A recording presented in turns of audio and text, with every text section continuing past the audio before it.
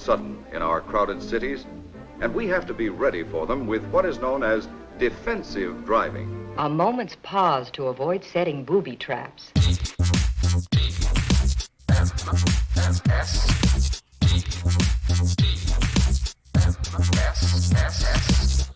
The Morning Stream. It's got chutzpah.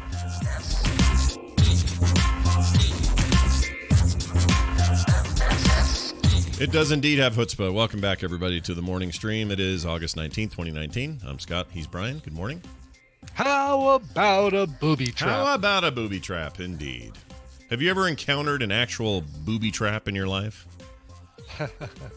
Well, I've been trapped by boobies, but I can't say that I've ever been caught in a booby trap. No, I don't think I've ever seen a booby trap. Not even like, somebody stringing some fishing line around in the woods or something to try and trigger something. The modern day like meme equivalent would be like cellophane on the open doorway. You know? Sure.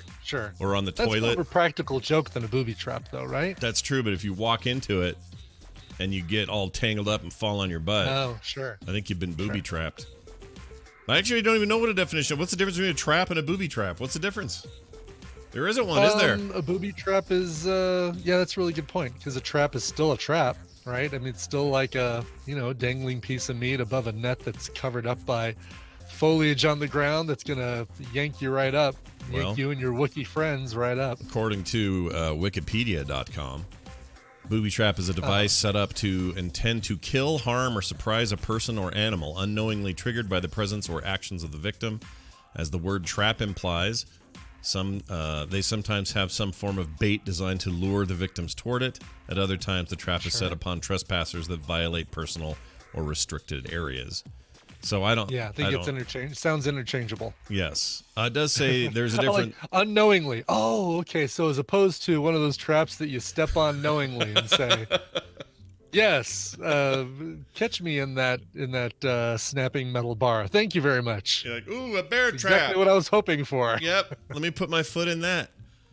It does say that there's a distinct difference between booby traps and man traps, which are designed to catch a person, man or woman.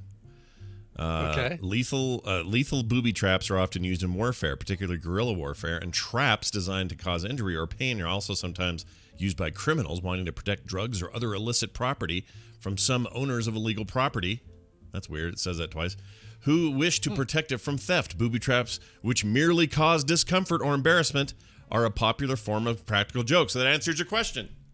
There we go. Yeah. Okay, so a practical joke is a booby trap. Well, it's saying booby traps are... Yeah, I guess it still is one. Some kinds... I guess there's a Venn diagram. There are some practical jokes that are booby traps as well, but they're not one and the same. Yeah. The circle for one is not contained completely within the circle of the other one. Yes, there you go. Now, before we finish this thought, here's the etymology of the word. The Spanish word bobo translates to stupid, daft, naive, simple, fool, idiot, clown, funny man, one who is easily cheated, or other pejorative terms that are similar to that. The slang bobo or booby translates to dunce, which means to stammer. The term booby trap... Boobs. You boobs. The term booby trap gives rise to the idea that the individual with the misfortune of being caught in the trap does so because the individual is a booby. Or an individual... Is an idiot. Yeah, is a moron. Is a dunce. Is simple. Is an idiot. Is a clown. Yeah. Simply a duncy idiot moron. We try to start the show every day with a little bit of knowledge. We've done it again. Aren't you glad you came? I like it. Yeah. Aren't you glad you came? Yes. All right, couple quick things. The weekend happened. I don't have a lot to say exciting except for I thought we did it. I thought we were done. I thought the dog was done chewing things. This is Boomer, not Rainer. I thought the dog was finished eating things that aren't food. Sure. She stopped chewing shoes. We got her to understand that you're not meant to chew on the carpet or rugs or any of that or any kind of like that kind of stuff. We got her trained so that rubber bones and dog toys in particular are all you get to chew on, and she seemed to be all signs pointing north. Switching over to that. Yep, yeah. It looked great. but she's got one little dog fetish or whatever you want to call it left, and she can't seem to stop it, and that's the corner of a pillow. It doesn't matter what kind of pillow, any pillow in the house, couch pillows, decorative little pillows, full-size bed pillows. If she gets a hold of one of those, the corner is your days are numbered. And she just and chews on the corner of the pillow, and Kim's about had it. So I need advice. I need somebody out there who's like had a pillow chewing dog to tell me what to do. And I don't know if is it just as simple as spraying those things. The Wraith 86 comes up with the best answer. Get round pillows. Oh, jeez. No corners. I mean, that's hilarious. You could do that, I guess. I mean, that's brilliant. What would you do? You could do like the Vicks Vapor Rub just on the corners of the pillows, something something that won't permanently damage the pillow cushion itself. But they don't like the Vicks. That's the thing a dog doesn't like. They don't the like Vicks. They don't like a little Tabasco on the corner. There is bad. There's a few things like that. Just put anything that you think would be distasteful to them. Although, didn't you say that there was something that you had gotten a spray that now they don't care? They almost love it. Yeah, she does. In particular, Rainer hates it. So Rainer's doing all the reactions she's supposed to any of those spray ideas. Yeah. She like even if I've got a plate, it could be a plate full of brand new meat, just meat on the plate. But if it's got even a hint of the mildest of Tabasco style hot sauce anywhere near it, she doesn't want anything to do with it. But Boomer, she doesn't care. She'll eat freaking all of it, and she'll eat the sauce with it and doesn't seem bothered by it. So I'm not sure the hot sauce thing will work or not. Yeah, it may not work. But the Vicks might work, or somebody said like diluted pepper spray. Oh, I could How do you that. dilute pepper spray? I guess you spray it in water and then liquid. I guess, yeah. Mix it and then maybe brush it on there or something. I don't know. Oh, Baton 216 says, my brother used sour apple spray. I didn't even know that was a thing you can just go buy. That's one of the like the no chew sprays that you can do to spray on wires and stuff. One of them is a sour apple or bitter apple flavor. All right, that's not a bad idea. Maybe I'll look into that. Because she doesn't like fruit or vegetables of any sort. Whereas Rainer will eat half an apple. So rub a zucchini on the corners of the pillow. The question is, are these removable covers? Because if these are like pillows that are, throw pillows, things like that don't have a removable cover, you're kind of ruining a pillow with some of these ideas. Oh, that's true. Maybe it's just as bad, or just it's no worse than having the dog just chew on it. Well, in one case, it's a zippy one, so I can put a new pillow in it. A new cover on it. And the other kind, there are some that aren't like that. So I'll have to throw over. Or maybe we should have less pillows. Maybe this is a sign. We have too many damn pillows. You have less pillows. It's like you can't. You're gonna kowtow now to the dog. You're gonna basically you're gonna let the dogs win, Scott. Laura for real says you must move. Yeah, exactly. We're probably not going to let the dog win. Yeah, you can't let the dog win. We have a story today about a condition that I would move under, but we'll get to that later. But this is not it. I think we'll just work on it. I don't know. Maybe the corner, tainting the corners, maybe is the way to do it. Always tainted corners. Oh, tainted corners. I like that you did it in Richard Cheese form. Yeah, in some sort of exactly, some crooner. Mm-hmm. What's he doing anyway, Richard Cheese? Is he still? Oh, who gives a shit?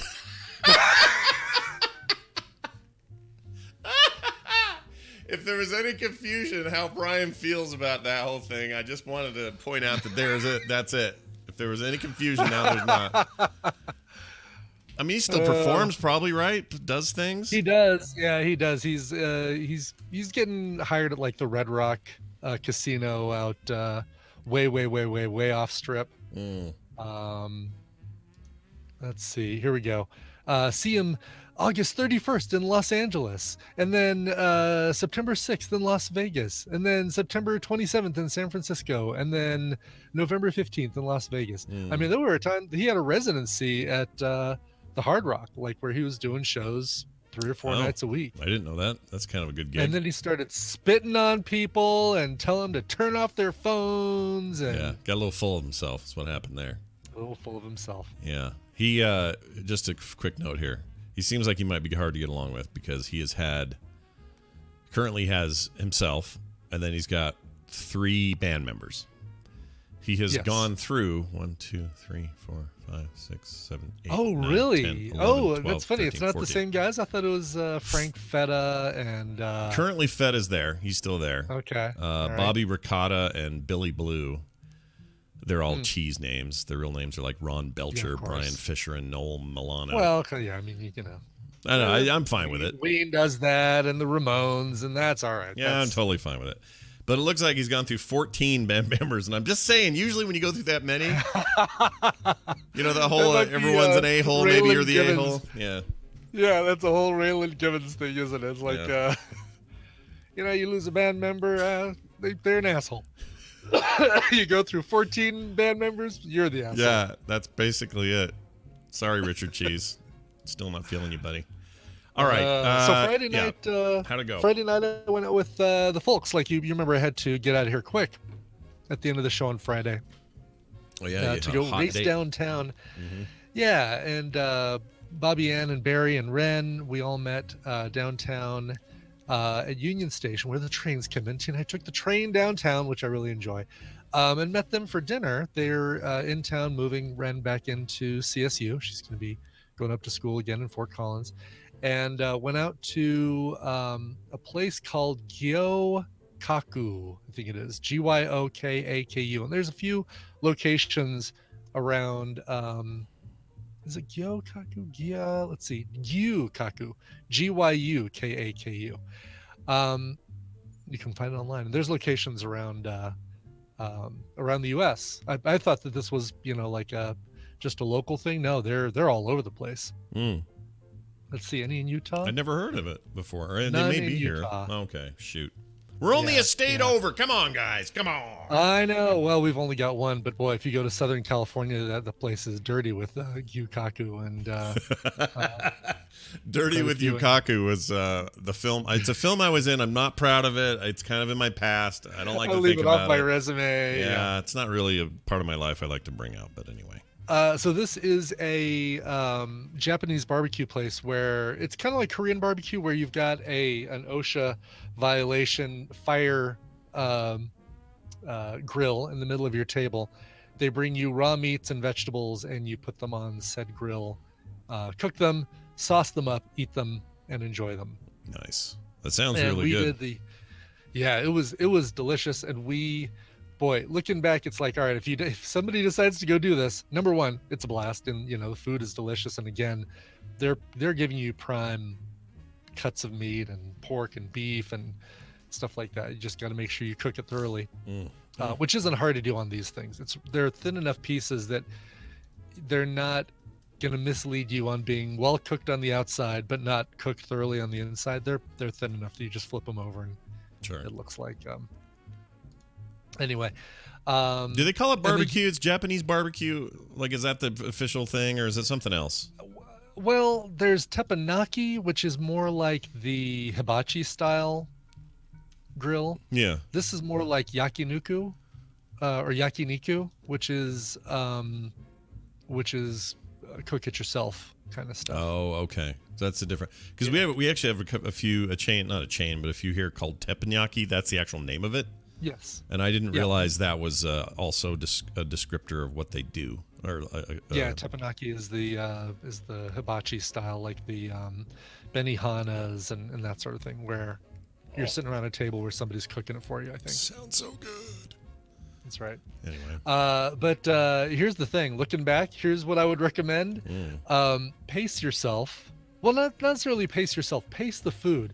Because what we would do is, as soon as we would pull food off and like put it on everybody's plates, Tina was doing a great job too. Like, we're all just sitting there chatting, blah blah blah blah blah, and Tina's talking as well, but she's also like full on chef mode, and she's flipping the meat and checking this and turning this one and moving this to a hotter part of the grill and checking the bottom of that onion. Oh, it's ready. All right, flip that over, separate it out, blah blah blah.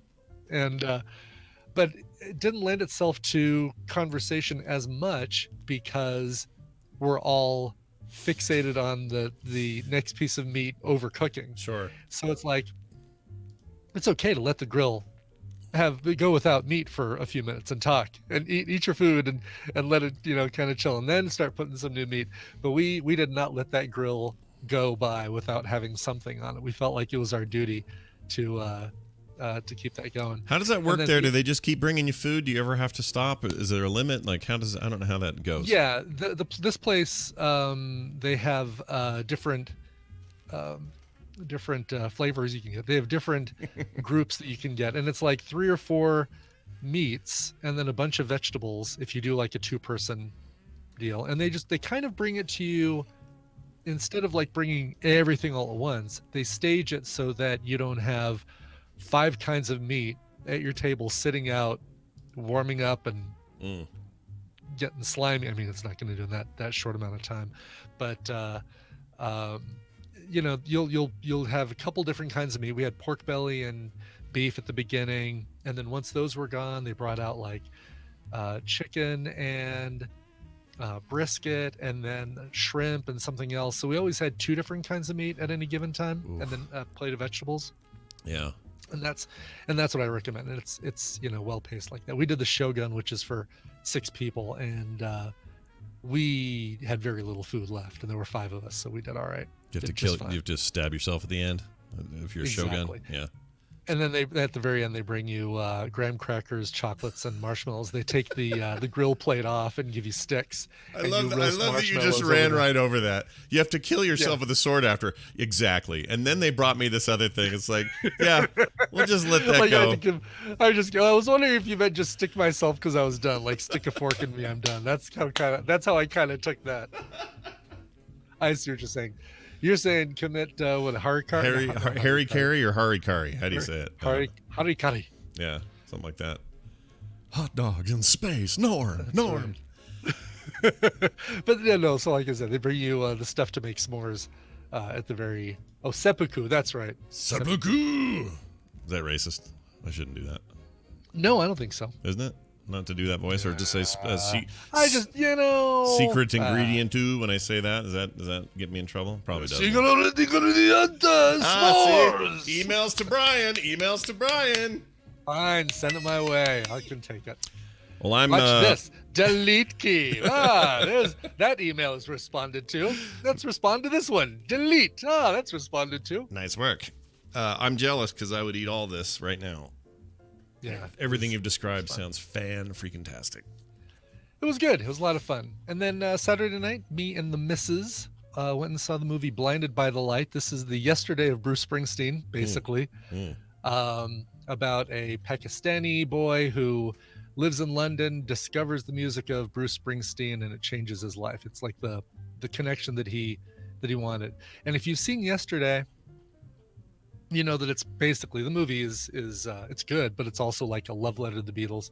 This is a love letter to Bruce Springsteen, and it's done in more of there's a few points where it feels like you're watching a music video, even down to like the tropes of, here's the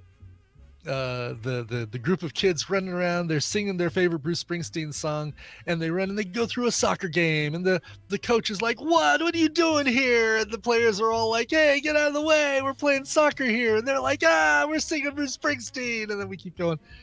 And on paper that sounds really hokey, but it totally works. And it totally reminds me of when I was in high school. I had a Sony Walkman that was basically just glued to my head. It was with me at all times. Wow. And how when you're listening to music, and I was a loner, Scott. I was a shy kid, a loner, rebel. And but when you're kind of in high school and you've got that Walkman on, the headphones on the whole time, everything around you becomes the visual to your soundtrack, and things start weirdly matching up at times, and that's what this was a lot like. So it's fun. It's a cute film. Yeah, I mean, it's not gonna. You don't predict Oscar buzz here, but a fun. I think Yesterday might get Oscar buzz. This is a cute film. Critics, it's got a 90% on Rotten Tomatoes. It isn't doing well financially, but it's doing well critically. Well, that's good. I like a feel good hit of the summer. I like those. It is a feel good hit of the summer. We were struggling yesterday because Kim and I were not yesterday, Saturday. Kim and I were gonna go see a movie, and nothing sounded good to me, and I didn't know about that one, so we'll probably see it now, but I just couldn't pull the trigger on anything that's out. I don't know what it was. I just could not get excited about. Even have you seen the Lion King deal yet? No, and that was possible, but that always felt like a thing that if Kim and I saw that together alone, that would be weird. Like that's a family movie. You should take all the kids to it, and I can't get that out of my head, and so we just keep putting that off until we're all together again. I'm surprised you didn't go see the Tarantino deal. The Once Upon a Time in Hollywood. She hates Tarantino movies, so I can't take Kim to those. She hates them. I assume she won't like that one any better than she liked any of the others we've ever seen. So no, it's very, it's as Tarantino as all of them. And Tina and I finally remembered this time, by the way, and we put Tristan got me a really cool Blizzard World blanket for Christmas, which is the map of the theme park map of Blizzard World from Overwatch, and we now keep it in my car, and we take it into the movie theater with us because we always get freaking cold in the movies. Yeah, that's awesome though. I didn't know they made such a thing. I didn't know it was a thing. That's great. The blanket, oh, it's great. Tristan, he knows me, man. He like, I'm getting my dad an Overwatch blanket. Here, Dad, check it out. That's awesome. That's only what he sounded. If that's only what he sounded like these days. You know that game has a new that game has a new favorite character for Tarantino to play. If he hasn't played Overwatch, now's the time for Tarantino to get into it. Is it just a giant foot that runs around shooting people? You're close. It's the new tank in the game has no shoes on. And the idea, and he's wearing like all this crazy armor and other stuff, but the idea is that he escaped from an asylum and is like, it's kind of Lex Luthor-y a little bit, the backstory on this guy. His name's Sigma. Like he's a psycho. Smart, and he knows it. And smart, but just intrinsically evil and whatever. And they had him in an asylum, kind of Joker style. And as the story goes, he escaped, and he escaped with no shoes because he had no shoes. And now in the game, he just has no shoes. So he just runs around on his bare feet fighting all the time. That's funny. Yeah. All right, cool. That's been a lot of there he is right there. A lot of talk about that guy. Yeah, it's pretty nutty. His name is Sigma, which sounds like a healthcare or a freaking insurance company, doesn't it? It does. Yeah. So there's that. Yes. All right. Well, go see Blinded by the Light, eat Japanese barbecue, and put weird stuff on the corner of your pillows. We've learned it all today. That's right. Yes. Dunaway time, do you think? Maybe? I think so. I think he's earned it. He's been good this weekend, so I think we can throw him a bone and give him a little trivia. Yeah, I agree.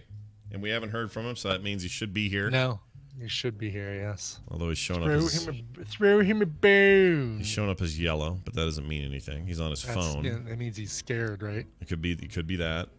Could be a frightened little girl who just... I'm trying to see if I can get him worked up and say something before I play the music. Right. Dunaway, you there? No, not yet. All right, well, we'll keep trying that. I'm setting up the phones right now. Shortly, you'll be able to call in to 801-471-0462 to participate in today's possible winnings and trivial good times. All right, he didn't answer. I love possible winnings and trivial good times. I do, too. Trivial good times is the best sitcom of the 70s. Ain't we lucky we got 'em. Trivial good times. Nailed it. All right. By the way, got your package of crickets to eat, and I guess Daryl has his. He didn't bring him to work. He said. Oh, sure. He forgot. But didn't we already have these? Like we did, but there's some confusion on that front. I think we've had them already, and the person who sent them never knew. Somebody's gonna send us the same thing we've already eaten. That's fine. That's a good fine. Point. All right, so no answer yet. Let's see. Dunaway. Oh no. Don't know what's up there. Let me send him a quick text and say, "You coming?" Oh yeah, Jeannie says that you ate crickets and I remember this now, and you waved your arms screaming, "Ah! Ah!" I totally remember that now. What I don't know is why, because I beat a bloke, sent them, and he listens to every show ever. So I don't know if he just forgot that we did them already, or if he wants to see us do them again, or what. I don't know.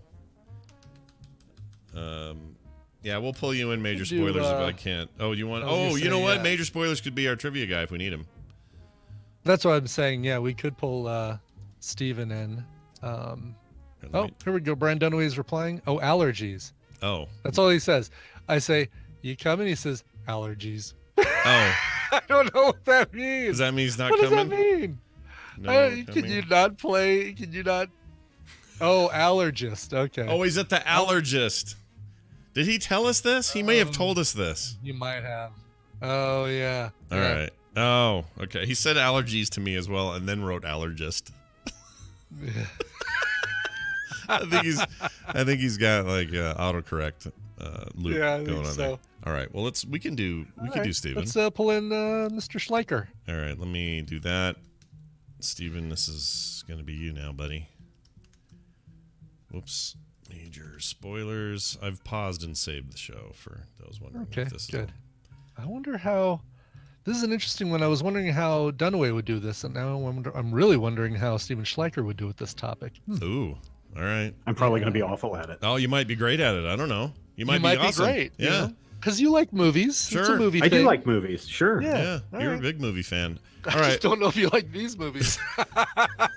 Guess we'll find out. You might be surprised. Yeah. Let me guess. Are they musicals? I like musicals. Oh. Do you? All right. It's not about that, though. All right. Name Well, here's all this. the songs from Funny Lady. Perfect.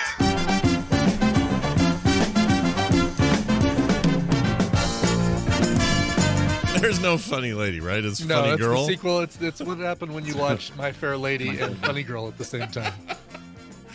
Oh, that's awesome. All right, standing in for Brian Dunaway, who was at the allergist getting allergy tested or whatever's happening over there. We have Steven Schleicher in early. He'll be back later, too, in the show.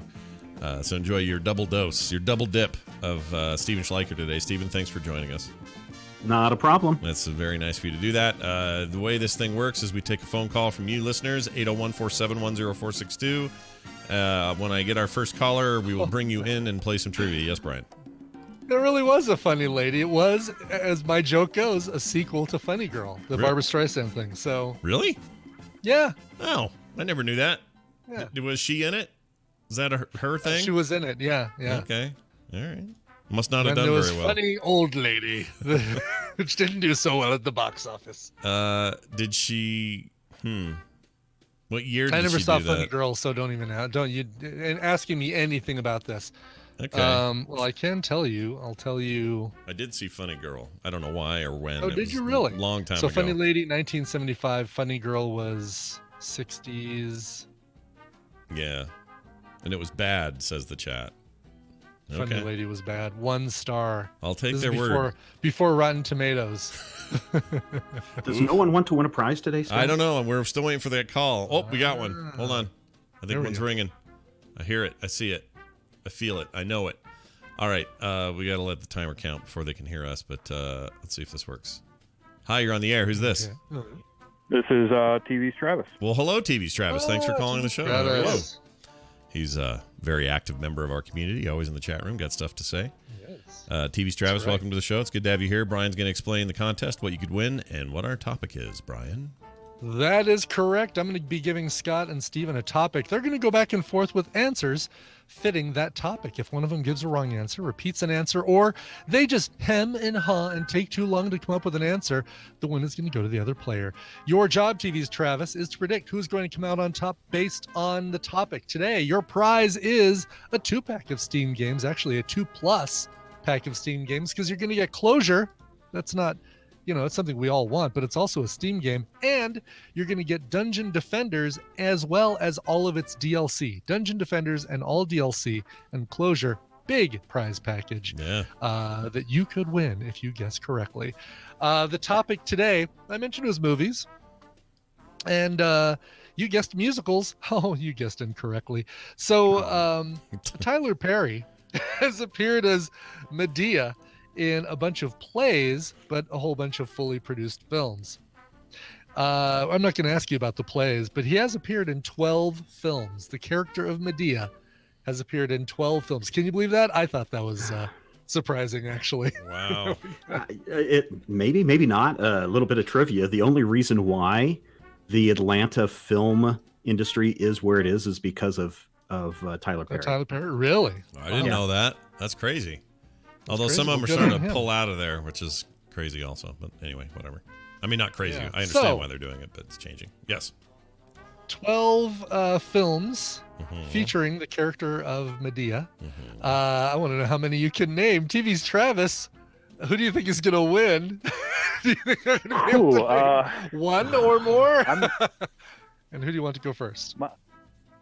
I'm going to say that Scott, you can go first, and Steven for the win. All right. Okay. All right. I think, you know what? I'd probably vote that way if it were me. I don't feel too bad about that. All right. So I'm going to start. Start.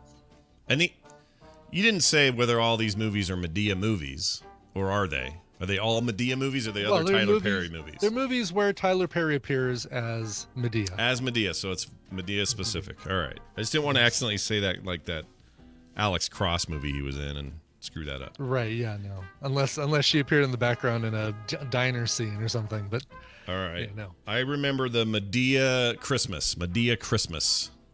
Madea Christmas came out in 2013, and we are off to the races. All right. I want to say that there's one like Madea Family Values.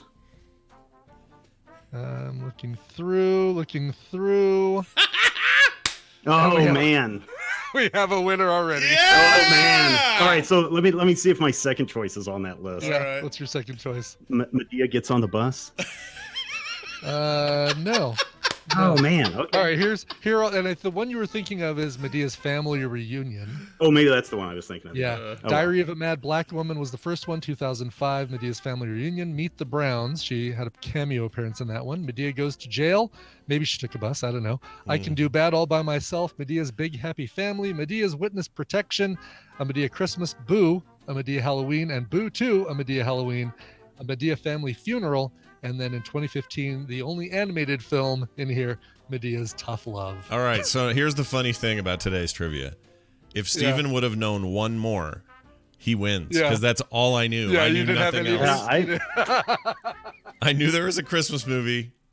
I don't even think I got the total name right. You there called was a it funeral one, but I couldn't remember that one. Is it called the Madea Christmas, or what is it? It's just a Madea Christmas, but I was pretty lenient. I was going to be lenient on that, the Madea Christmas or just Madea Christmas or whatever. All right, yeah, that's the only way I eked in that one at all. And after that, I don't know any of these.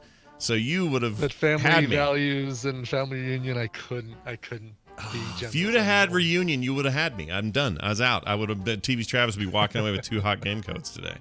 But it's not going to happen. TV's Travis, how do you feel about it? How do you feel, bud? I'm fine with it. You answered Sorry, half man. of the ones that I could have gotten. I knew about Madea Goes to Jail, and that's it. The Halloween one must be popular because there's 2 Halloween ones. That's crazy. There's 2 Halloween ones. Yeah. You could almost just go with anything with Ernest and replace it with Madea, and you would have had 2 of them on the list at Yeah, least. that's true. That's totally true. Well, there's always next time, TV's Travis. Good luck, and we'll see you again sometime. Steven, that was fun. I guess. Don't feel bad, dude. Nobody would know this one. This one's hard. Like I You was got to thinking. pull one of those for Film Sack, I think. Oh yeah, we should totally do at least one. We'll find out what I'm guessing the Halloween one's the dumb one. We should do that. Who knows? Yeah, put that in October or something. We probably won't do it for our 10th anniversary episode. We got to pick something better than that for that. But Yes, for sure. we are creeping up on that, everybody. Film Sack, 10 years old this October. It's crazy. Wow. Nice. Crazy. It's crazy. All right, Steven Schleicher, you'll be back here at the top of the hour for more content, which I really look forward to. Too bad today's question wasn't, name all the characters from DC Comics who wore a cape or something like that. You would have won. Right, exactly. Right. All Yeah. the if I can actors name all from of them. Titans or something like that. You probably could name every single one, I'll bet. Let me try. Hold on. Superman, Batman, Martian What, Manhunter. all the ones who wore a cape? I mean, Yeah. there were like Shazam. thousands. Not thousands. There's probably All right, hundreds. There might be hundreds. Brian's right. It's too many. I mean, one appearance by Matter Eater Lad's mom and she wore a cape or something. Okay, how about this, Steven? If I said to you, hey, Steven, name every single villain in the Legion of Doom in the old Super Friends cartoon, could you do it? So let's see. Lex Luthor, Cheetah, Yeah. Solomon Grundy, Yeah. Black Manta, He's born on Monday. Yeah. the Riddler, or was it Toymaker? I think I ought to say Riddler. Yeah, Riddler was on there for a while. He wasn't there from the get-go, though. He came in later. Let's see. That's 5. So which ones you've said? Solomon Grundy, Cheetah, Lex Luthor. Lex Lex Luthor. Luthor. Sinestro. Sinestro, good. got it. 5 or 6 rather. Who am I? Captain Cold. Captain Cold. Very good. Did you do Black? You did Black Manta, right? I did Black Manta. Yeah. Yeah. So Okay. that's 7. Who's the gorilla? Gorilla Grodd. Yeah. There you go. Gorilla Grodd. Is that everybody? I think Isn't there that's a gorilla named Grodd or something? Yeah, Gorilla Grodd. According to the list, I've got Bizarro, Black Manta, Brainiac, Captain Cold, Cheetah, Giganta, Giganta. Gorilla Grodd, Lex Luthor, Riddler apparently was in there for a while, Scarecrow, Yeah. Sinestro, Solomon Grundy, and Toyman. Toyman wasn't there. Okay. Toy Man, not Toy Maker. Toy Man. Yeah. But Toy the Man. quilt guy's nowhere in there, right? He's gone. No, he's not in there. All right. He should have been, you know? Joseph and his amazing Technicolor Dreamcoat? Yeah, Is that what we're talking guy. about? That's the guy.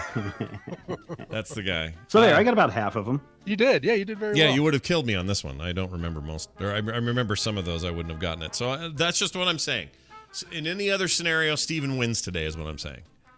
So, Not any other scenario. well, a few other scenarios. In any other very specifically defined scenarios. Well, By the way, I gotta love J.C. Calhoun for finding Matter Eater Lad's mother, whose name was Mitzkem.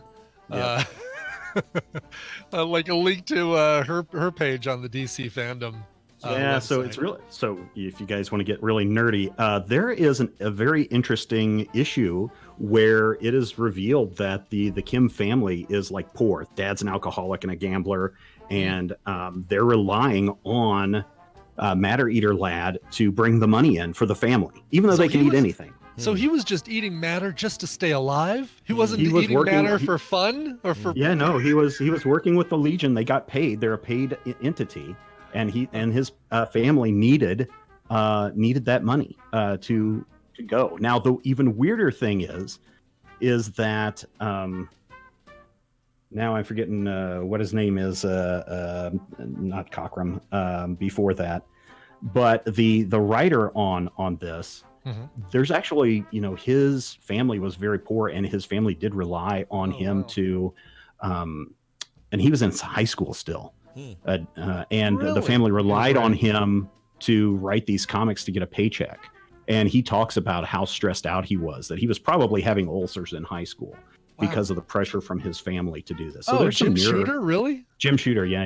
Yeah, former co-editor or what was he for Marvel. Marvel? Mhm. Yeah. And yeah. So Editor-in-chief, if you go and read, right. if you go and read Shooter's blog, it's like the editor at DC would call him up at school and yell at him at school, and he was just so stressed every Wow. time the phone would ring. And it's a very interesting story. We talk a lot about that on one of our podcasts called the Legion Clubhouse, where we talk all about the Legion of Superheroes, and we're going through each appearance of the Legion from the very beginning, and we're up into the 1970s. We just recorded an episode with the first art from Dave Cockrum, and we are 61 episodes or something like that. are you okay with the idea that I picture you and your buddies all in a little treehouse talking about Legion stuff? There's actually have you guys played the 5-minute dungeon? I have. I have that Oh, game. I saw it in Nerdtacular though. Yeah. There's also a Marvel edition of that. Oh, the what? artist Of course on there that is. Of course Yeah. there is. That's amazing, though, because The I love artist- that little game. It's really good. It's really fun. Yeah, the artist on that, his name is Alex Diakon. He's a fan of Major Spoilers, and he does a lot of our art that we have for our Patreon rewards. He actually drew for the Legion Clubhouse, Matthew and I, up in a little tree house. Oh, Talking that's about well, then it's okay that I pictured you there, then, because you're really being pictured Yeah. there. Real quick, this is an interesting bit about Matter Eater Lad I found while we were talking. It says here, Okay. he's the 15th member inducted into the Legion of Superheroes. We knew that. Joining soon after Bouncing Boy, another winner. He is a native of the planet Bismol, where they like Pepto-Bismol, where they found where they found that microbes had made all their food inedible, and the populace evolved with their ability to eat matter as a survival mechanism. So as it turns out, when he's actually in the doing the workings of the Legion of Superheroes, and correct me if I'm wrong, he's only good at like getting out of stuff, right? Yeah, I mean, most of the time it's like, hey, they need an escape. He can like tunnel through stuff and eat all the dirt, or he can break out of jail by eating the bars, those kinds of things. But doesn't he still have, but wouldn't he still have to digest all that? Like how Yep. does, oh geez. They don't cover all that stuff in the comics, Scott. Right, but he doesn't, it's not like, and he just rips through it, right? He has to like eat it like anyone else eats anything, right? One would presume, I guess. I mean, is he just like chewing slowly? With a writer, maybe? Yeah. I mean, if he's like got bars to chew through, is he just kind of taking his time? Is he chewing his food? These bars are made of matter. What a... I don't eat one them. of the most recent episodes that we did a review on. Someone shoots like a light laser beam at him, and he eats it because light is made out of photons, which are particles, which are matter. And it's some bad late 1960s, early 70s, science, I kind of want to watch that or see that. Slurping up that laser beam. Matter Eater lad. Did he ever want to just be the Matter Eater because he's not a kid anymore? He got older? That is something, for people that want to listen to our shows, that's something that pops up in the most recent episodes, because when the Legion of Superheroes started in the 1950 something, they were supposed to be teenagers. But in some of the more recent issues, it talks about how Saturn Girl is a recent college graduate or graduated from college. There are some costume changes that make things a little uncomfortable if they're supposed to be under the age of 18. There's some questions on exactly how old are these Legion members if they're supposed to be teenagers from the future, and they're all, some of them, over the age of 19. Are they still allowed in the club? That's crazy. I like how Scott infers that the dumbest part of Matter Eater Lad's name is Lad. Well, I mean, the Matter Eater part, at the very least, it just sounds only when you get older. Like if he's a 35-year-old hero, get rid of the lad. Matter Eater. Young adult. Matter Eater. Just be the Matter Eater. Be the Matter Eater. You don't need the... It's still so dumb. Matter It's Eater. still dumb. It's very dumb. Yeah. He does claim, by the way... The metabolist. The metabolist. There you go. The metabolizer. That's even better. He says that iron chains taste like chocolate cake. That prison robot fingers are just as tasty as lady fingers, and polymeric fibers taste like taffy, he says. And I bet he's talking about real lady fingers too. Yeah. By the way, Brian Dunaway just popped into chat. I bet we could give him we could redo Battle Royale with him, and even though you've heard all the answers, Scott, Brian Dunaway would still win. He'd still probably win. I'll bet you've retained exactly 2 of the Madea films. And I'll bet he's seen more of those Madea movies than I'll ever see in my lifetime. Yes. Stephen, we will see you at the top of the hour. Thanks for hanging out with us a little longer. We appreciate it. It's always fun. We'll talk to you soon. Goodbye, sir. Yep. All right. That was good. We need to do some quick news, and that begins with a little thingy-dingy. Here you go. This is your radio newscaster with another exclusive sensational summary of world and local events. It's the news, and it's brought to you by... Brand new prints up on the Frog Pants store. Do you like robots and sci-fi? Maybe wasteland-themed WoW goblins are more your speed? Go check them out today at frogpants.com/store. At least I think they're up. They're supposed to be up last night. Let me double check. I saw your robot, wasteland robot with a bird in his hand. Yeah, a lot of far people... better than robot with 2 in the bush. A lot of people like that one. Yeah, that's true. No matter how you look at it. It looks like they didn't quite go up yet. All right, we'll keep that link handy. I'll make sure those are up after the show. I thought Dave had those up last night, but apparently not. And the WoW Goblin was a lot of fun to make too. I think people like it. All right. Yeah. Let's get to the story I wanted to give you here. Airport worker fired for giving a traveler a note reading, "You ugly. You ugly. You ugly. You ain't got no alibi." Wait, is that a real song? Why do I know that? UGLY. You ain't got no alibi. You ugly. Something's very familiar about that. There was the Fishbone song. Maybe I'm thinking of that. UGLY. You ain't got no alibi. But then I just think that there was like a like almost like a chant, high school or junior high school chant. Could be. It's like a movie or something where somebody cheerleading. does. You ugly, you ugly, and they. Was there some cheerleading film that had that in there where they were like UGLY, you ain't got no alibi, you ugly. Yeah, like that. That's it. Yeah. What is that? That's a movie or TV ugly. show. You ugly. Well, anyway. Was it from the Bring It On films, Scott? Oh, Wildcats. People are saying Wildcats. What the old no, not the Wildcats, Goldie Hawn thing, right? Movie? Maybe that really old one. Wow. Okay, could be. I don't know. Braden Okay. Bromide says yes. Oh, is there a clip, Captain Oh, Kipper? we even found a clip. Let's see. I'll play a little of this. Let's get our cease and desist from YouTube for the day. That's it. That's it. Wow. Never seen that film, but I've heard that chant. I've heard that. I've seen the movie and forgotten it was in it. So I don't know what that says about me, but that's it. That's it. Nice job, guys. Nice find. Wow. There we go. Jeez, how did you, Captain Kipper? Are you a wizard? 9th level wizard? He's a wizard, Harry. That's crazy. Anyway, this airport guy works in the TSA. An airport security worker in New York has been fired for handing a passenger a handwritten note that said, "You ugly." The June incident came to light this week after passenger Neil Strassner obtained security video through a public records request and then posted it on YouTube. The video from Greater Rochester International Airport shows the worker handing Strassner the note after he passes through the metal detector. Strassner said he didn't think much of it and continued toward the gate. That's when he says the woman yelled out, "You gonna open the note? You gonna open the note?" That's my impression. Wow. So did she wrote it up that quickly on the fly? Gave it to him. Yep. And then gave it to him, or did she have a stack of these waiting to be doled out? Well, he had to stand in the scanner, and there's that's true. Time to do stuff. Nothing fast happens in TSA. What we don't get in the story is, he ugly? Mm-hmm. I'm curious. Well, there's video of this. Ugly? You can see this video. I think he looks like just an average, normal dude. Okay. He says when he went through the thing and read the note, the woman burst out laughing. He later complained to her supervisors. Transportation Security Administration said the woman worked for a contractor. The agency says it has zero tolerance for this type of behavior, and she was fired. The video is available on this HuffPo article. Yeah, it is a...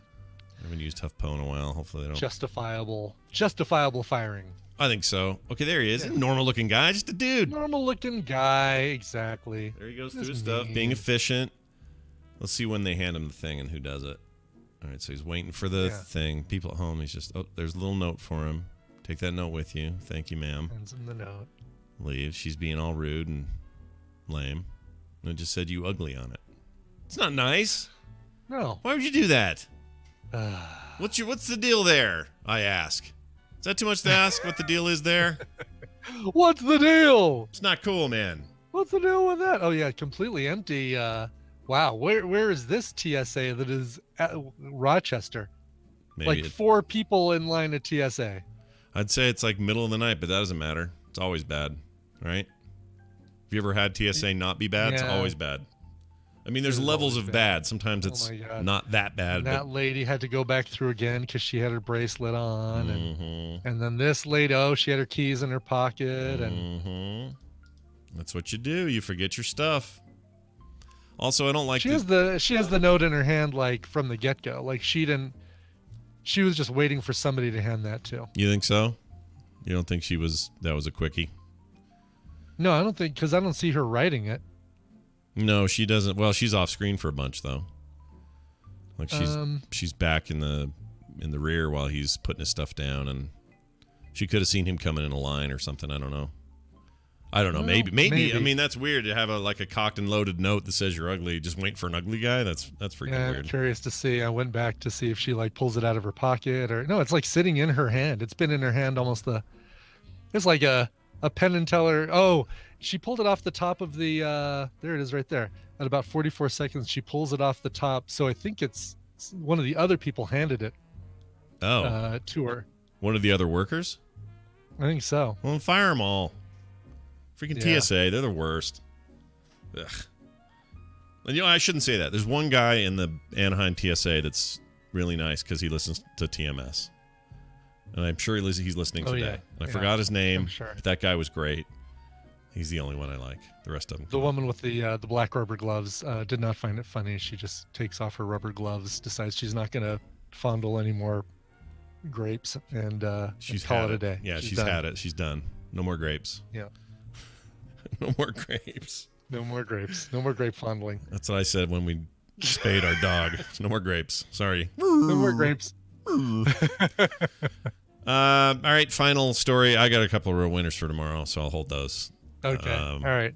In particular, whether or not pizza. Which one are you going to give us? Which I'm looking at these stories. Which one? They're all good. I say the last one. All right, we'll do the last one. We referred to it earlier, didn't we? This is the place we got to move. Yeah, exactly. Yeah, we mentioned this. All right, here it is.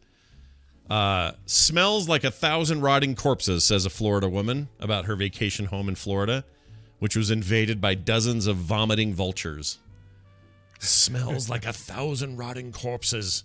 She's from New York. New York couple luxurious vacation house in Florida was taken over by a dozen or dozens of black vultures that are vomiting and defecating everywhere.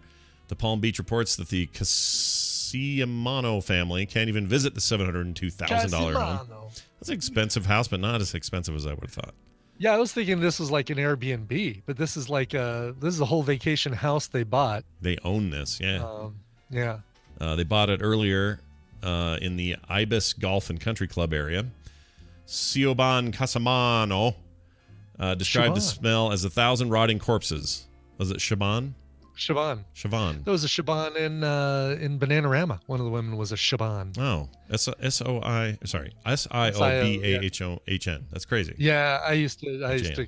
That's until somebody corrected me. I called the woman in Bananarama Siobhan or something like that. It's a cool name, Siobhan. Siobhan. It sounds like a Trek alien. That's right. Let's see. The vultures. Commander Data, will you please meet the Siobhan ambassador at the? I can see. You can totally hear it. It's pretty totally, good. Yes. The vultures have destroyed screen enclosures, have overtaken the pool and barbecue a few times. The family has visited. They had to park their car in the garage, or the birds peck at them with their beaks. According to a neighbor, they tell the Post that she's got it even worse because she lives next door to a person who is feeding the vultures and other wildlife. The vultures tore through her pool enclosure and couldn't get out. Imagine 20 vultures trapped biting each other under the pool enclosure. Oh, my Lord. And they can bite through bone, so they're kind of killing each other in there. They would bang against my windows, running away from a bird that was attacking them. Blood was everywhere. It was vile, vicious, traumatic event. And it was on Memorial Day, so no company I called would come out and help me. Anyway, apparently the place is just a wreck. What do you do at this point? Who's responsible? Yeah. Just nature, man. What are you going to do? Sue nature? It is nature, but you got to blame this person who's feeding the vultures. Yeah. Vultures are scavengers. They'll find food. It's totally fine. Yeah. You hit a squirrel on the 101, guess what? They're going to swoop down and munch on that. You don't need to feed them. Do you have vultures where you live? Do you know? No. No? I don't think we do either.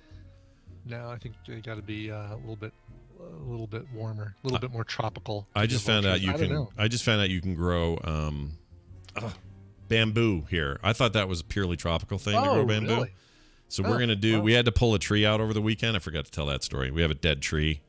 It suddenly died. It either got some kind of weird beetle that's going around to certain tree species and killing trees like this, or it was when they put our porch in and they cut roots and it just finally killed it. I don't know which, but we had to pull the whole thing down. Kim's gigantic, muscly brother came out and helped and did it all. Oh, wow. And took it all down, but in its place, it's just sort of naked there now, right? So yeah, right. Kim's like, I'm putting up bamboo. And I'm like, bamboo? What are we, Hawaii? Are you kidding me? She's like, no, you can grow bamboo in Utah. You can grow bamboo in Utah. That's crazy. I would not expect that. So I'm going to do that. Uliani says bamboo is like a weed. It spreads horribly. So Does it? If you plant bamboo, be ready for your front lawn to look like that scene in Lost where Jack gets trapped. Says Sidian says the same thing. Don't plant bamboo in your yard. That's asking for trouble. Well, why is it so bad? Because it spreads really easy? It spreads, yeah. Interesting. Probably like unless you get a panda. I'm gonna tell her that then. What if we put him in? We could put it. Isn't actually in the backyard, so it's not out front. But we could put it in. We could put it in one of those row pot things. Maybe grow it that way.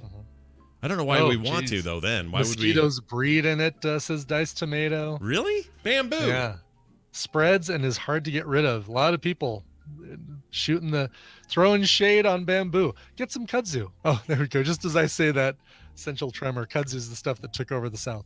Kim should be familiar with kudzu and just say, "Hey Kim, people are saying the bamboo is like kudzu." She'll go reet, and run around because she's had horrible experience. I've never even heard of kudzu, but I'm sure she has. What is kudzu? Is that a plant? Kudzu is a plant that was not native to the South, and when somebody brought it down to plant it, it apparently took over, and it basically is a dominant plant species that kind of kills other plants. Well, that's what this beetle... giant invasive ivy, basically. That's what this beetle is. If it killed this tree, it's the same idea. Somebody brought it from somewhere. It's not native to here. So, yeah, I'm all about not... I don't want to do that. I don't want to mess with the ecology, the ecosystem. I just want to have something that's looks good and grows okay. But I didn't know all this about bamboo. Now you all got me thinking. Don't worry, I'll talk to Kim today. We're going to have we're going to lunch today. I'm going to sit her down and go, all right, topic number 1, bamboo. Out! How about a nice palm tree? Yeah.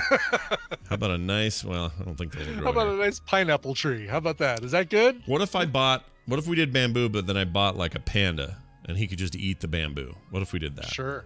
You're still going to get mosquitoes breeding in the hollow, water-filled centers of the bamboo. What if I get an anteater to then take care of that part of it? But then what are you going to do when the anteaters overrun and the pandas are overrunning and mating and what if the pandas and the anteaters have babies and then those babies are pant-eaters? Pant-eaters. Yeah, and they eat all our pants. Pant-eaters. Yeah, they'll eat all our pants. This is bad. We're not going to do it.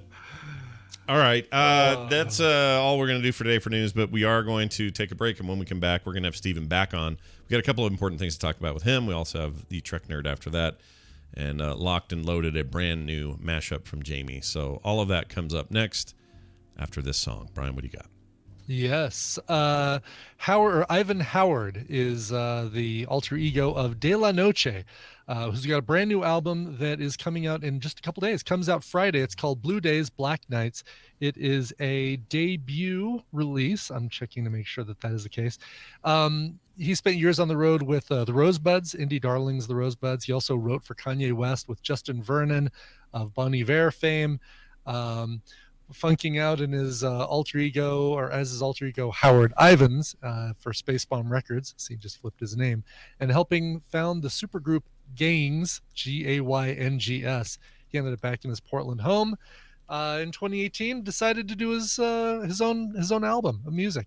This is great stuff.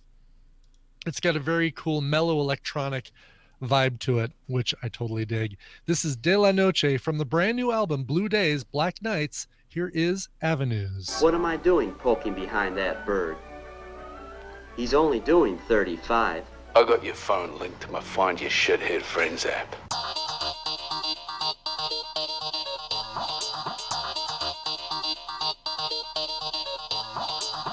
The morning stream. It's a thing, right?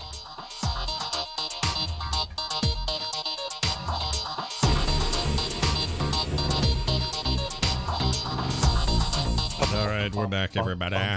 We're back.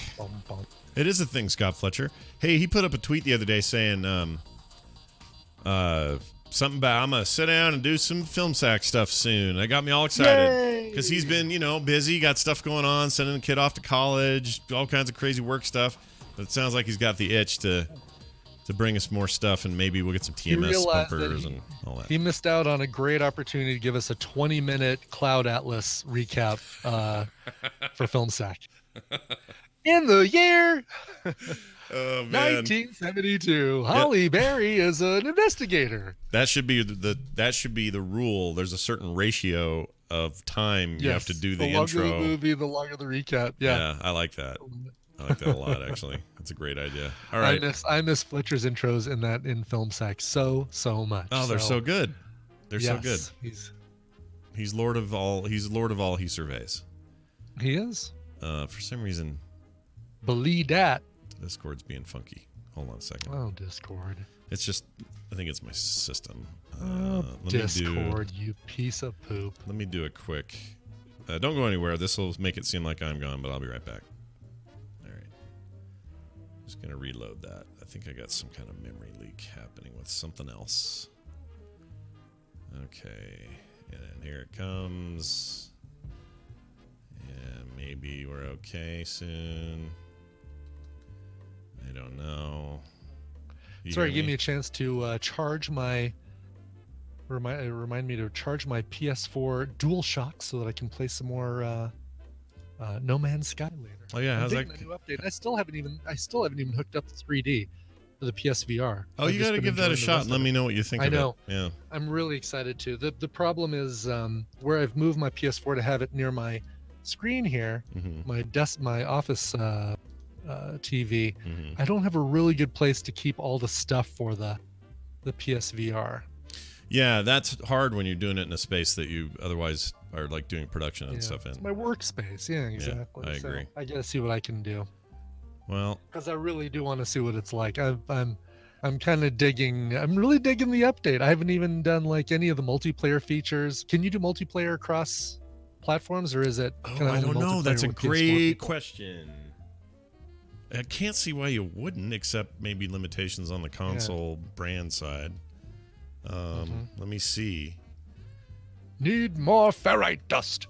Need more ferrite dust. Cross. Interloper. Interloper. I've been getting a lot of. I've been finding all my words, looking for all my knowledge stones or whatever they are. Tell me a friendship word. Yeah. Tell me a trade word. Pretty cool. Okay, say yes. Game does have proper multiplayer now. Oh, I can't find anything that says it's crossplay. That's right. I'm sure somebody in the cross-platform play for No Man's Sky Beyond for Xbox, PS4. Okay, wait, maybe this is it. Nope, this is a YouTube guy going, I sure wish it was. All right, never mind. We'll find out some other way. But right now, we got to welcome back to the show Steven Schleicher. Hello, Steven. No? Steven, are you there? Stop. He's muted us so that he could watch a Madea film. I am muted. I was too busy watching a Madea film. Yeah. Which one you catching there? I was watching Madea Goes to Jail. Oh, fantastic. Oh, that's a good one. Yeah. I hear she goes to jail. It's classic. I hear she goes to jail in that one. It's right there in the title. I don't know why I was confused. She's clearly gone to jail in this one. All right. Well, this is the proper thing to do. Steven. All right. All the Madea news you can handle. Just kidding. We're going to talk today with Steven about a couple of things that have happened recently. For example, even though fans seem to really like it, the DC created thing over there at Sci-Fi, Krypton, going away. 2 seasons. Out. Done.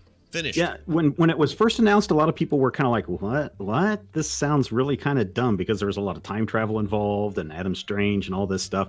And then the first season came out and people were like, oh, this is really good. And everyone was very excited about what was coming in season 2. And season 2 did okay. They even announced a Lobo spinoff from that show. Really? And then, just was it last week? Yeah, Sheriff Lobo. Nice. So, but what's the meaning of this? Why did they do this? How come? Why such jerks about stopping a thing? Did it just not resonate with people, or what?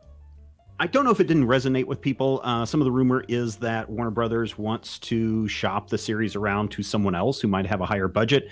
Maybe they're shopping it around to their own streaming service that is supposed to launch soon. Who knows on that? The other just could be, it's costing Sci-Fi too much money and they're not getting a big enough return on it.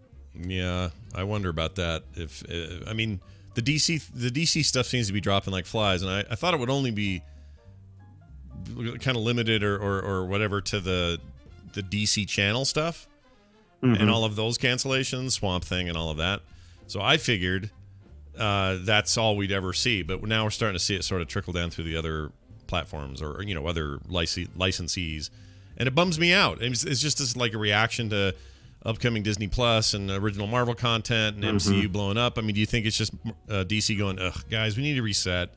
Let's go back to zero. Like, we'll keep animating some cool stuff because we're good at that, but really we need to kind of start over and build this out. Like, what's your take on that overall? I don't know if it is so much, Warner Brothers going, hey, we need to, figure out what's going on, so much as maybe it's AT&T saying, hey, you guys need to right your ship and stop losing money on everything.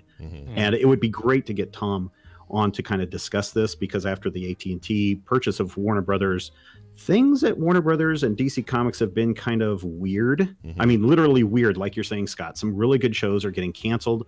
Other shows are being shuffled around. The fate of the DC Universe streaming service, the online service, is up in the air.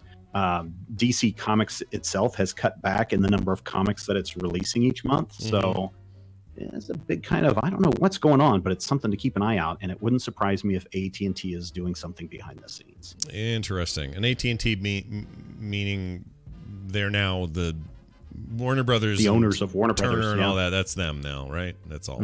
Okay. Well, I don't know. Maybe I don't want AT&T controlling all my stuff. Maybe I don't like that. And I don't like Comcast, NBC Universal, or any of that either. So maybe our cable companies and our freaking cell phone providers shouldn't be in the entertainment business. I'm just saying. Yeah. I know they got money, but man, that's my complaint of the day. Meh. All right, well, that's all well and good. But if you're all sitting around going, man, you know what I really want? He-Man and the Masters of the Universe, but like anime. Do you have an answer for me on that, Steven? Is that a thing? Congratulations, Netflix has you covered. They've already got the She-Ra series. Now they're coming back with He-Man, and it's going to pick up right where the 80s series left off, and it's going to be show run by Kevin Smith. Oh, all right. Kevin Smith behind this one.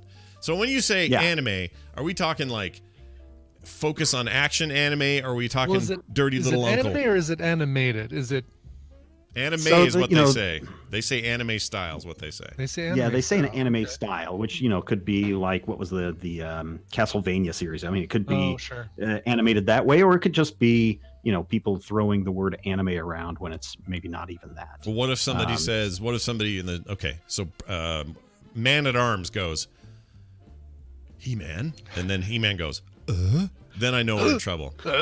Orko has these really big eyes. Yeah. Right. Yeah, but what do you want out of this? Do you want anything particular? I mean, I think high octane action. I kind of want a lot of action. If it's a lot of fighting and Skeletor getting his ass kicked, I'm into it. Why not? So here's what Kevin Smith said in I believe it was a tweet. He says we're bringing it's the final battle between He-Man and Skeletor, brought to life with the most metal character designs Powerhouse Animation can contain in the frame. This is the Masters of the Universe story you always wanted to see as a kid. What's funny is that it picks up right where the 80s show left off. Was there like an overarching through line that they really needed to like wrap up? Oh, thank goodness we finally get closure on that story between He-Man and Skeletor. Yeah. I mean, there's been other animated attempts of He-Man. Yeah. Cigarette smoking Man at Arms. Yeah, everyone wants that, right? They've been asking for it. Yeah.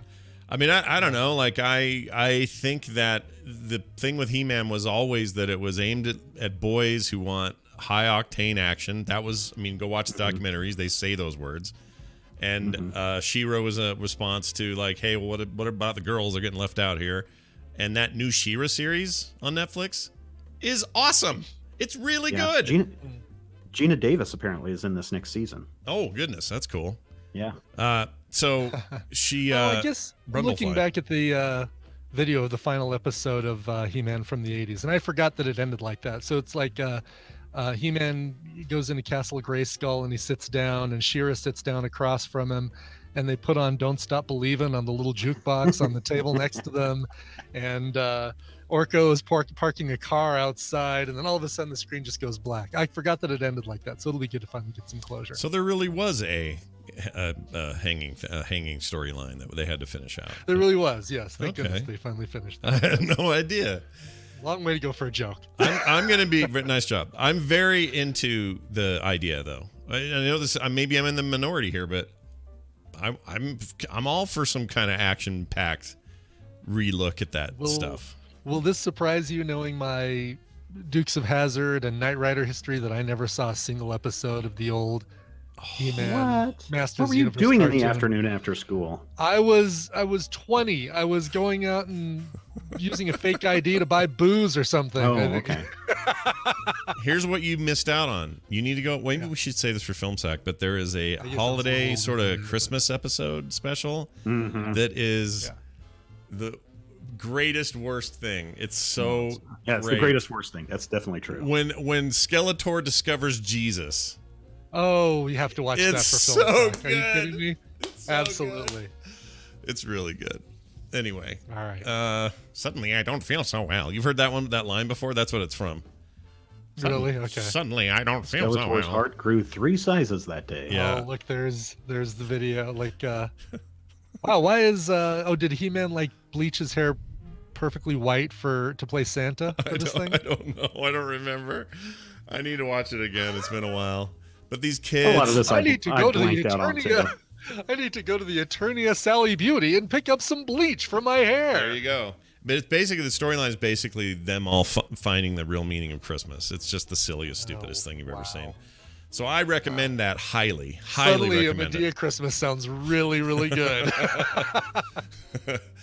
Well, all right. That's all well and good. We'll see how that turns out. Do we have a date on that or anything, or is just no, nothing yet. It was just announced this weekend. Although Kevin Smith and his co-host on Fat Man on Batman, Mark, I forget what his last name is, they've been talking it up for a couple of weeks, months now. I want to say ever since San Diego Comic-Con, they've been pretty much saying, "Hey, we're working on this big secret project. Everyone's going to be excited. I can't tell you about it, and it's moving faster than we thought. So it could be out early next year."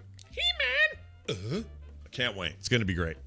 Steven, is there anything else on the majorspoilers.com site people should be looking at this week? I don't know. I talked a lot about the Legion Clubhouse. If people are into the Legion of Superheroes, go check that out. It's really a lot of fun. We enjoy looking at the history of the Legion of Superheroes through the lens of today and how certain things back then may not be politically correct, or as we look at it and saying, Jim Shooter was in high school at the time. That's weird that they have this weird Iliad and the Odyssey story going on right there. I wonder what he was studying. So we look at those kinds of things in that show. So it's a lot of fun, and I would encourage people to go check it out. Do you make any hay out of this recent story that I forgot his name. Famous comic dude was doing a forward for Marvel, and Marvel pulled the mouse creator. He had called in his introduction to, I forget what book it's for, but he had mentioned compared Trump to the orange skull instead of the red skull. Oh, and they pulled that out. They asked him to take that out, and instead he said, "No, I'm just going to pull my whole intro out." I just won't do the intro. He says, "Huh." Take forward, backward. Here's the thing. I'm totally with him, but I understand why Marvel's like, you know what, we don't want to. Let's just leave all that out of here. Politics into but it's also mouse creator. This is his whole thing is political. Right. This is true. Yeah. I mean, on the one hand, you got to say, well, what did they think? It's the mouse creator. On the other hand, too, you still have to remember that Perlmutter is still in charge of everything on the DC Comics side, and he is a big supporter of Donald Trump. Oh, I see. Well, there's also that. Also, the Red Skull's a lot more clever, so people shouldn't compare him. But his tweets are rife with misspellings. Yeah, that's true. All right, well, there you go. That's some fun time there with Steven Schleicher. As always, Major Spoilers on Twitter, majorspoilers.com. Steven, have a fantastic rest of your week. We'll see you next time. Stay hydrated. Bye now. All right, I figured out the problem. It was Firefox. If somebody created a Red Skull Twitter account, by the way, that'd be great if somebody has. Somebody, I'm sure it does. Isn't there one for every character ever? There's always some parody account. Probably, yeah. Probably out there. In fact, let's just look. Twitter.com/Red Skull. The Kree, the Skull. There's good people on both sides of that war. Oh, here it is. I found it. He has only tweeted no times. Oh, yeah. But somebody's locked it down so nobody else can do it. 0 tweets. Oh, Marvel owns it, I guess. Or no, it just says. Oh, really? It just says. I don't know that. Have a link to. Yeah, it links to Marvel's Red Skull universe page. Join 2008, so it's just sitting there with his Red Skull face. Huh. Wow. To not even bother putting out a tweet as Red Skull. Mm-hmm. Go to the effort of getting that, and then not using it. They've had it for over 10 years too. Captain America has 2.3 million followers. They keep that one up to date. Let's see if they have one for Iron Man. Oh, that's the one. I think that's what I was thinking in the back of my head. President Supervillain, Twitter account Presvillain, and he takes Trump quotes and photoshops them into Red Skull comics. Oh, nice. Oh, Iron Man is just some dude who has the account. That's a really good one. I'd like to have / Iron Man. Right. Oh, that's cool. Yeah, no kidding. Well, anyway, he doesn't really use his either much. Has 1,200 followers. All right, that's it for that. Let's get Daryl all up in it. How do we do him on here now, don't we? I thought we did him via Skype. No? I thought we changed that. Hold on. I don't remember now. This hasn't been that long. Is it always Skype? No, I just did it last week. I don't remember. Well, we weren't here last Monday. So it must be Skype. Oh, no. Oh. There he is. What is this Discord stuff? Oh, you are on Discord. Hi. I am. How did I get there? I don't know. Okay. Did we use this last time? Do we usually do Skype or Discord? Oh, always Skype. Why am I dumb? Is this? Do you not like Discord? Can we use Discord? Because you sound good. You sound great. If I sound good, then it's good. Yeah, you sound great. Better than usual. I think we had some kind of problem with it all digitalizing me or something. Oh, probably around the time that we were having problems with Steven with Discord too. Yeah. Plus, you were. I think you moved your office and you have better bandwidth now or something. Yeah, I think that's true. the deal. Probably yeah. it. Well, here's Daryl being weird. Oh no! Wait. Oh, okay. That's old Skype. That's old Skype. Yeah. Can you smoke at the Shit. There you go. All right, Daryl. Jeez. We I have so many clips of you. That's right off the blooper reel. It's gross. Hey, happy birthday yesterday, by the way. Happy birthday. Thanks. Yeah. How did you fare? Did you get any cool gifts or any, whatever? Oh yeah, a few things. Yeah. Do you feel like you've really aged very much, or you enjoy your birthdays now? Oh God, yeah, I'm ancient. I'm the geezer of geezers now. All right. Well, every birthday that happens now is a good one because if you didn't have them, you'd be dead. You'd be dead. That's a good point. Mm-hmm. Well, here's what Worf would say about getting older. Enough! There you go. That's what Worf would say. Yes. Wow. Oh, another thing I did. And then Wesley would thank him. Thanks, Worf. All right. Sorry. Go ahead. What did you do? Exactly. Yeah. I've got that one. I bid in a Star Trek auction. Oh. What'd you get? Or what are you trying to get? Well, I was trying to get a TNG uniform. Commander Janeway's seat cushion. Ooh. Creepy. So hold on. A TNG what again? A TNG Enterprise? Sorry.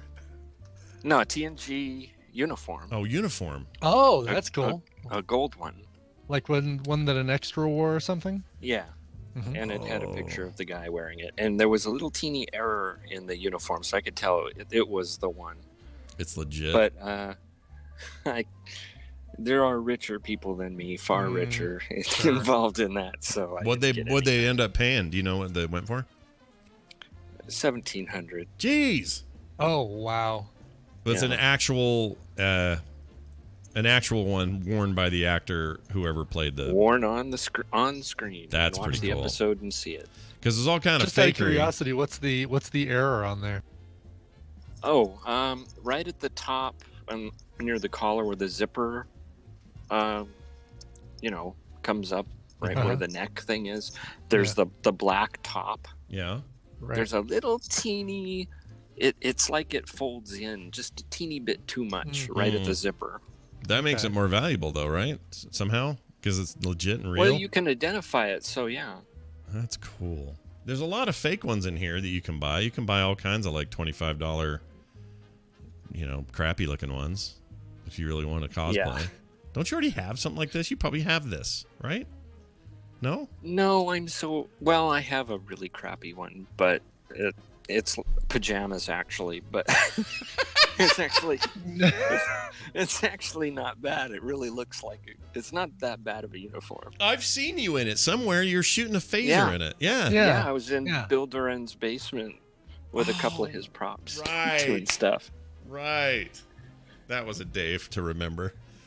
All right. Well, let's get to the Star Trekkiness of the day. We got things to cover here. The Star Trek, the motion picture 40th anniversary Fathom event thing.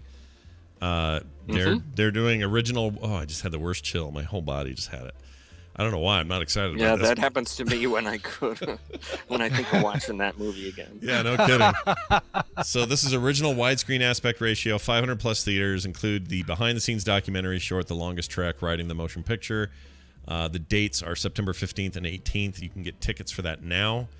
Are you gonna go? If this was the next one, the Wrath of Khan, I'd probably consider it, but not this. Yeah. Oh yeah. But not the motion picture. I mean, I'd even consider seeing 4 or 5 or one of the ones that's not as good. It just felt like one was just so long and boring. Yeah. Maybe that's why they have 2 dates for it. You watch half of it on one date, half of it on the other. Yeah, the chat makes a point. The chat makes a point. The director's cut's supposed to be okay. I've heard that too. Really? Yeah, it's supposed to be all right. Yeah, but I haven't seen it. I mean, I do any of the TNG ones. Like I said, 2. I'd do 4. I probably wouldn't do 5. 5's so bad. I'd do 6 though. I'd do 5 over 1. Yeah. No, 1's good. Its pacing is just horrible, horrendous. Five has Uhura doing a naked dance with some the fan dance. Yeah. And then it's got Spock shoulder pinching a horse. Nerve pinching horse. Yeah. So there's moments to like about 5 for sure. Yeah. Anyway, that's even a Generations. thing. I'd see any of them, but no, I don't know if I'd do one. Sure. Yeah. Bring a pillow. But that's these Fathom events are all about this sort of anniversary stuff, so this is fine. Like, I guess go to it if you want. There's an audience for it, and if this one does well, then guaranteed they'll do Wrath of Khan for the anniversary. Yeah. You'd think so. Also, looks like Star Trek Lower Decks takes place on the USS Cheerios. Sorry, Cerritos. What is it? Cerritos? It does look Cerritos. Does look like a cereal or a tortilla. A Mexican dessert. Yeah. Yes, exactly. Yeah. Do you want the Cerritos? Do you want the frozen meatball or whatever? The specialty of the cereal. I can't say it. How do you say it?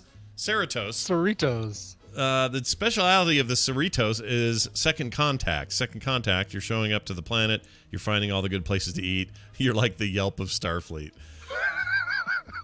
I'm kind of, the more I hear about Lower Decks, the more excited I get for it, because it does sound like it's going to be really funny. Same. Yeah. I actually think it sounds like a really fun parody type good time. Like, is that this fall or is it next year, Lower Decks? I think it's in a couple years because it's animated, okay. so it's taking them forever. Oh, Sure. I thought that was sooner. 2020 at the least, I thought. Maybe not, though. Shows what I know. Maybe at the end of 2020, but I think 2021 is more like it. The Nickelodeon animated show has a writer's room of 9. That was announced. Is that a lot of people? I don't know. I don't know how many people you have for a writer's room in a cartoon. People are writing, so I guess that's news. Yeah, I guess that's true. And then 3 of the short treks will be Pike related, up from 2. So cool. They know that we want more Pike. Yeah. Yep. They've heard our demand. Yep. We want more Anson Mount in some form in science fiction, I think. I don't even care if it's Star Trek. Just that guy's great. More of him, please. He's a little short guy. Do you guys know that? Little tiny man. He doesn't look like it. Looks like a regular old buff dude, but if you get him, I saw a picture of him walking around in a crowd, and he's a little dude. Yeah, they often are. They fit in the camera better that way. Sure. There you go. You have to explore all of Azeroth, and you get an Anson Mount. It's a fantastic reward. They just keep putting him next to Doug Jones. Everybody looks, teeny tiny. That's a good point. Doug Jones ruins everything. And then what else? Writing for Star Trek Picard Season 1 is complete. Also, they're in the middle of filming, so is that how that works? They film and write at the same time? I didn't realize that. I figured it was all... Yes, but they are way ahead on the writing. Which is good. We wouldn't want them to be behind. That's true. Because then they'd just be making it up as they went. Yeah, I cannot wait for that. I just need to know how that is. I just need to know if it's gonna nail it's gonna stick it or not. If it's not, that'll bum me out. But I so need to know how that is. I think it will. I think it'll be good. I hope so. They did. So Brent Spiner did say about his little data thing. It's not like he's constantly this head he goes plays poker with. It's not like that. He's just there, like maybe it's a 1 or 2 shotter or something. It's not like he's a regular. Yeah. It sounds like 7 of 9 is more regular, and I am all about that because I really like Jerry Ryan, and she's great. Mm-hmm. So, yep. Dice Tomato says Picard will be painfully mediocre at best. Oh, Dice Tomato, have you no faith? No. Have you no faith? Have some faith. Faith. Patrick Stewart. I've already given my review. Patrick Stewart is the boss. He's a producer on that. That's true. He gets to choose. Yep. But you're a Cisco lover. That's okay to love Cisco. Nothing wrong with Cisco. Yeah. Mm-hmm. I mean, he's a little nutty, but whatever. You're never gonna get him back. He's too far gone. Freaking, what's his name? Man called Hawk. What's his real name? Jasper. Avery Brooks. Avery Brooks. Yeah. Avery Brooks. Thank you. I was saying Jasper. Avery Mount. Avery Mount. You have to go. But there's more news. Oh, there's more? What? The Viacom CBS thing. Oh, yeah. What's the deal there? That's the big news. That means the TV stuff from CBS and the movie stuff will now be back under one thing because they had been separate. Wait, that's bad, though. That means that one company has control of all of that. Well, that just means that CBS All Access might get it all, and it means that no one other streaming services get to have that stuff anymore. Is that what that means? Mm-hmm. I don't like that. I don't know. I don't think there's going to be much of a change. I hope not. I love that it's just on Netflix when I want it. Management is going to be... It sounds like the CBS side is going to have most of the power, which I think is good. All right. As long as they don't take it and say, we're putting it all on All Access. Sorry. No more Star Trek content anywhere else. That'll bum me out. No, I don't. I think they would have done that already. You guys see that the Disney Plus service is getting touted already? They had like a new Twitter account, and they're doing all kinds of... I'm not surprised. They've got that D23 conference coming up this week. So oh, is that this week? I expect we're going to get a lot of... Yeah. So we're going to hear about the Stark Industries sections of all the parks probably, and what's going to be going on with the channel, the stream. I'm excited actually to hear all the Disney news. I am too. $6.99 a month, can't beat it. Yeah, gonna definitely add that to the docket.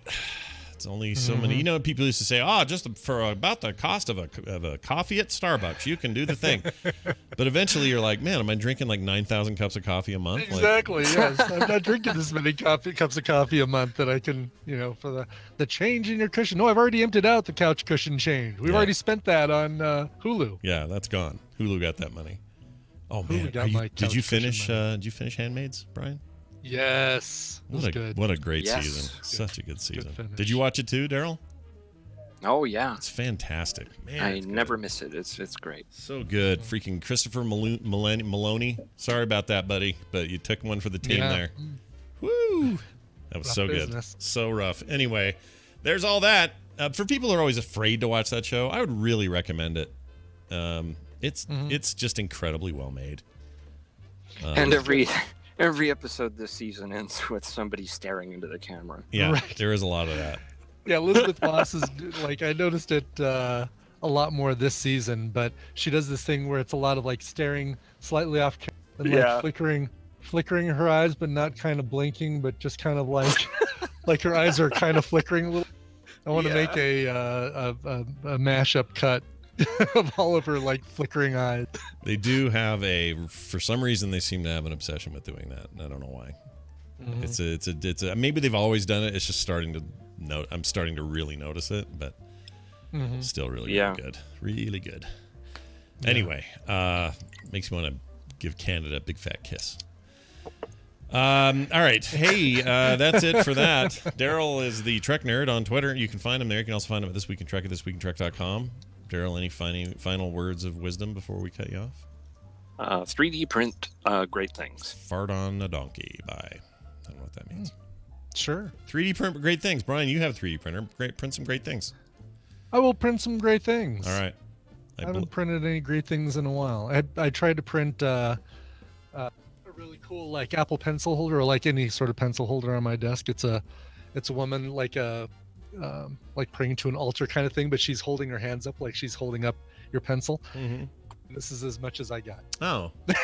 printed right up to that point, and then that's all. Well, so she's topless. That's the trick. I just don't have the heart to throw these out because it's like they're really good right up until that part. It's like great. Yeah.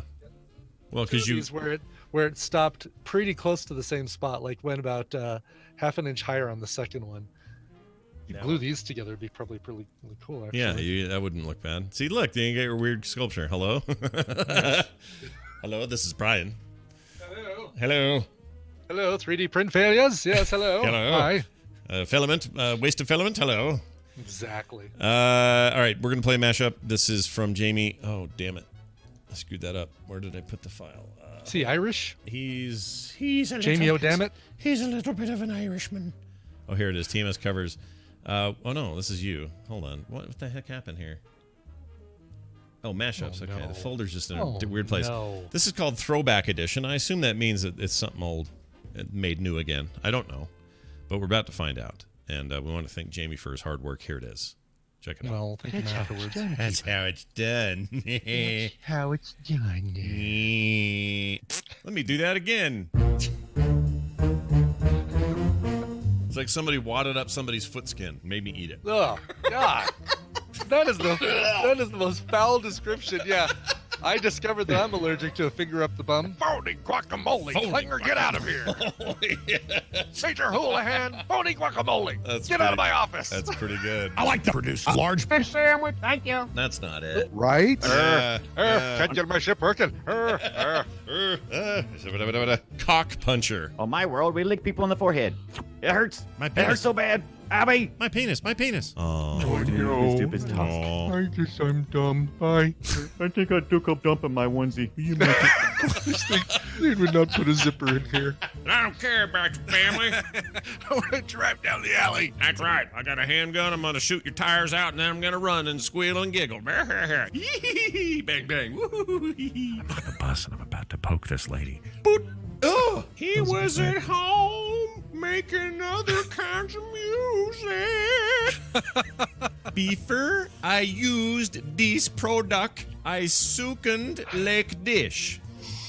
Oh, blueberry muffin. I'm working on the Pirates movie. Yeah, it's very good. Not my best work, but I'm working on it. I'm with The Alex. answer is spoiled bitch. Spoiled bitch. Michael, you have the board. Hanging upside down, dick pic. Yep, perfect. Kissing Mary Jane Watson, dick pic. Dick pic. Beating up Doc Ock, dick pic. There's a dude with a giant whale penis coming out of his forehead. Ah, you pulled out a little tool. Yeah, pulled out my tool.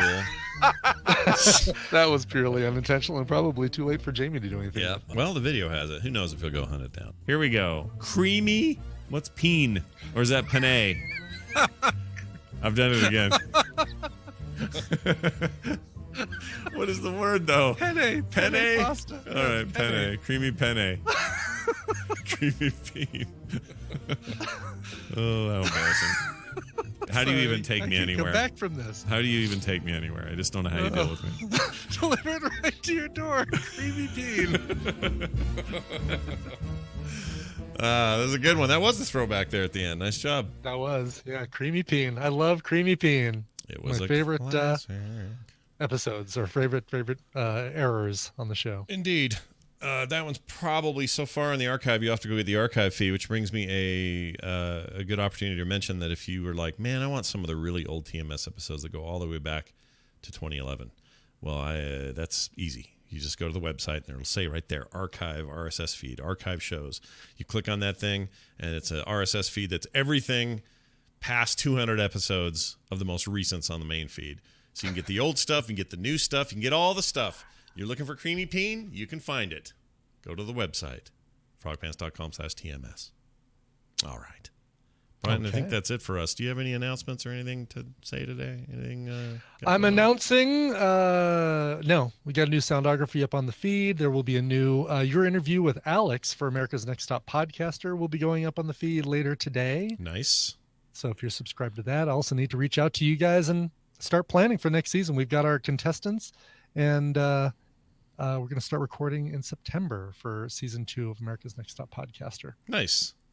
By the way, it's fun. Quick happy birthday to Matthew Perry. He turned the ripe age of 50 today. He now joins the 50 Club with The Brian 50 and Club I. with you and me. Yep. We were all born the same year, a couple months Could apart. he be any closer in age to us, Scott? That's a great question. There it is, August 19th, 1969. Good job there. He's one of the younger ones, which is funny. I think Rachel's like 52 or something now, or whatever she is. Anyway, we're all friends here. That's going to do it for the show. Thanks Courtney for all. Cox is 84. Oh, geez. She was in her 50s during Friends. That's great. You can find more from Jamie, by the way, at TMS Mashups on Twitter. If you have any suggestions for him, stuff you want him to pull, that'd be great. frogpants.com/TMS. You can support us at patreon.com/TMS for everything else you're looking for. Just find it at the website. It's going to do it. Brian, do you have music? Let's get out of here. I've got music, Scott. Kelly wrote in, said, "Hey, Bernice and Shirlene, August 18th. I'll officially enter my 30s. So young. And I have mixed feelings about it. I'm hoping Brian can help me out by finding a good Linkin Park cover. If not, anything video game, comic related in any way would be awesome, as I'll be spending my birthday at the Michigan Comic-Con. Fun! Thanks for helping me not to lose my mind while doing menial tasks at work. Your podcast has been my number one go-to since I started my first adult job in 2011. First adult job. Shared my first adult job. So Kelly wants to hear a Linkin Park cover. This is one I haven't played before on the show. Very, very different, injecting a weird bit of soul, kind of Janelle Monáe and kind of a soul pop sound to a Linkin Park song, if you can believe that. This is the song Numb. This was recorded for BBC Radio 1's Live Lounge, Volume 1, way back in 2004.